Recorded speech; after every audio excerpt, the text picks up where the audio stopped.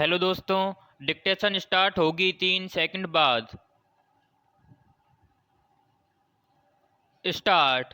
पिछड़े इलाकों में विकास के लिए माओवादियों से बातचीत की जरूरत है। वे इन इलाकों में विकास को अवरुद्ध कर अपनी समानांतर सत्ता स्थापित किए हुए हैं। स्थानीय स्तर पर राजनीतिक समर्थन इसे और घातक बना देता है।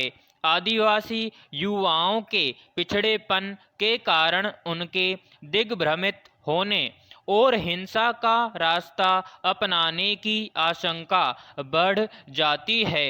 माओवाद के इस अभियान को महज जंगल या किसी एक क्षेत्र तक सीमित नहीं किया जा सकता। नक्सलवादी होने का आरोप कई बार ऐसे लोग भी झेलने को मजबूर होते हैं जो शांति प्रिय जीवन जीना चाहते हैं। वे जंगल में रहकर माओवादियों की समानांतर सत्ता के खिलाफ खड़े होने का साहस नहीं जुटा पाते, अतः उन्हें मजबूरी में नक्सलवादी समूहों का हिस्सा बनने को मजबूर होना पड़ता है।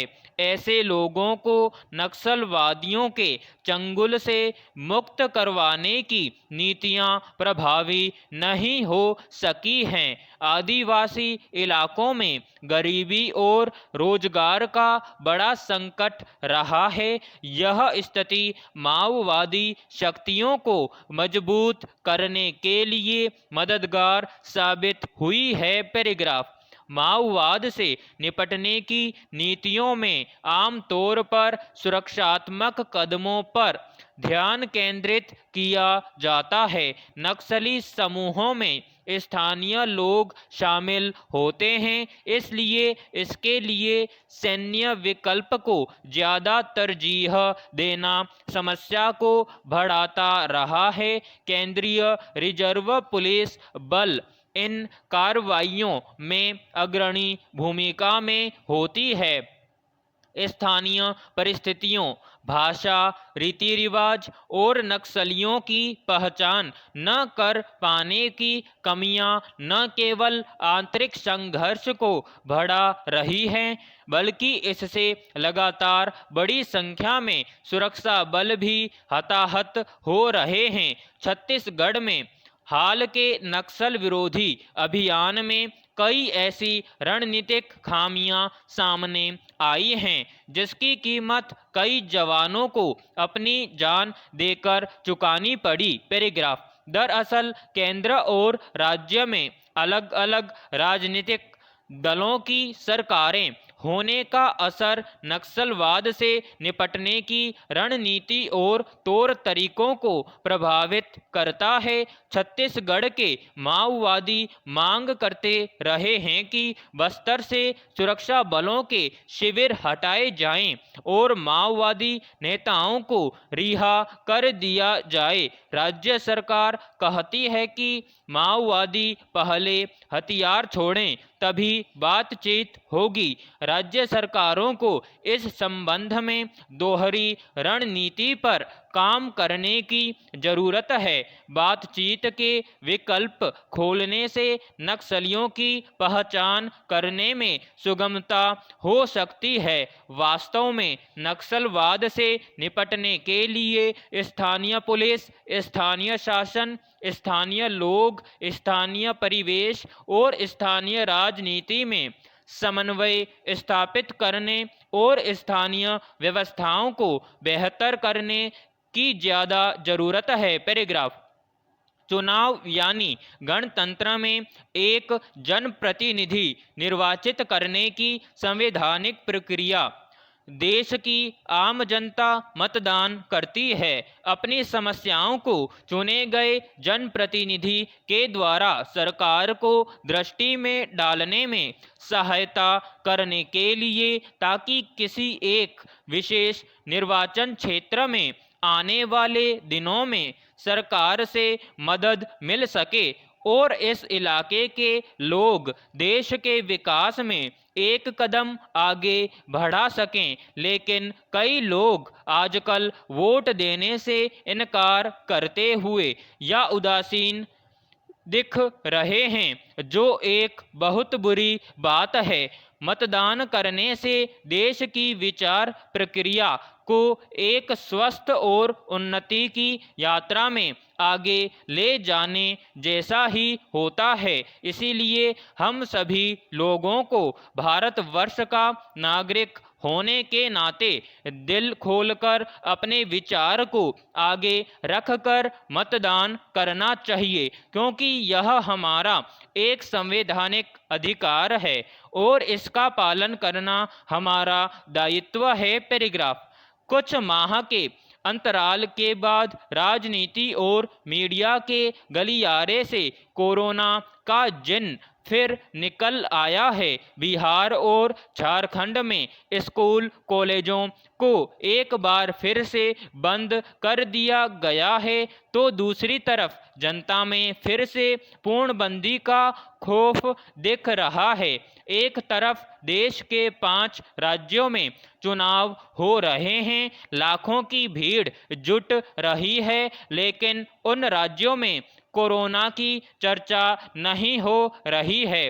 राज्य सरकारें अपनी ओर से कोरोना दिशा निर्देशों को जारी कर रही है। इसके तहत जारी आदेश शायद सिर्फ आम जनता पर लागू हैं।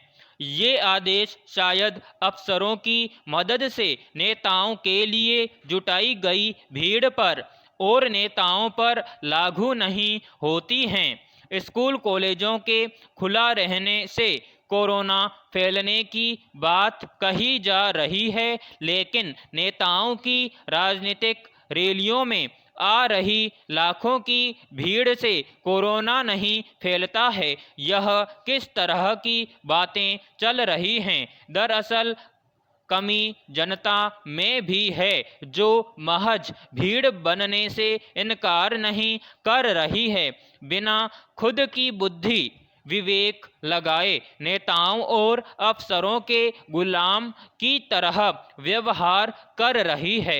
जब इन राज्यों में चुनाव खत्म हो जाएंगे, तो इसी जनता के खिलाफ सड़क पर निकलने और भीड़ लगाने पर पुलिस कार्रवाई करेगी। इस तरह के विरोधाभासों और भ्रमों में पलते समाज का सफर कहाँ जाकर खत्म होगा? पैराग्राफ। भारत के साथ रूस के राजनीतिक संबंध शुरू से ठीक रहे हैं। रूस के विदेश मंत्री की भारत की यात्रा पर चीन की भौहें टेढ़ी हो गई हैं। चीन नहीं चाहता है कि रूस और भारत की मैत्री प्रगाढ़ बनी रहे। शिखर सम्मेलन में हिस्सा लेने के बाद क्वाड सम्मेलन में अमेरिका ने रूस के प्रति तीखा रुख अपनाया।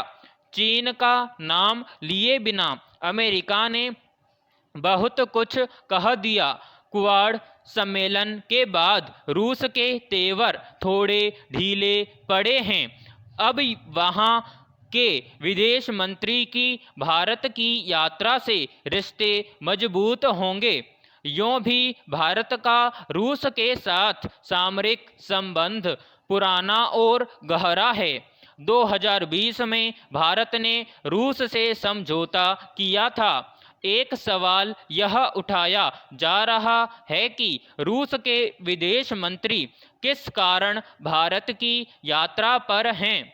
गौरतलब है कि चीन का भारत के साथ तनाव फिलहाल बरकरार है। इस परिप्रेक्ष्य में रूस और चीन ने मिलकर जो क्षेत्रीय सुरक्षा के लिए एक नया संगठन बनाने की घोषणा की है, उससे रूस के विदेश मंत्री की भारत यात्रा को जोड़कर देखा जा सकता है। हालांकि क्वाड बैठक में अमेरिका का हौसला बढ़ा है, लेकिन यह भी सच है कि रूस ने भारत का हमेशा साथ दिया है। पिछले कुछ समय से भारत की बढ़ती ताकत से यूरोपीय देश खुश है। वर्तमान में बदलते विश्व में भारत शांति दूत बनकर दो ध्रुवों के बीच शांति वार्ता का हिस्सा बन सकता है। विराम समाप्त।